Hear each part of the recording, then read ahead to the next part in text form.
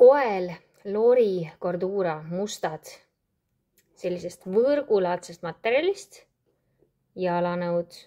See võrk ei ole läbiv, ta on siis selline pealt poolt selline nagu võrk, aga ei ole tegelikult päris võrk ja sees on tal selline sünteetiline, selline klassikaline tossuvooder.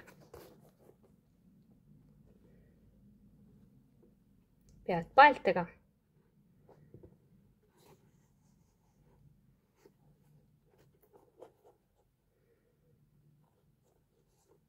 Ja tald on tal siis teise mustriga, selline natukene sügavam muster. Sisetald on eemaldatav sees ja jalanõud on kergesti painutatavad.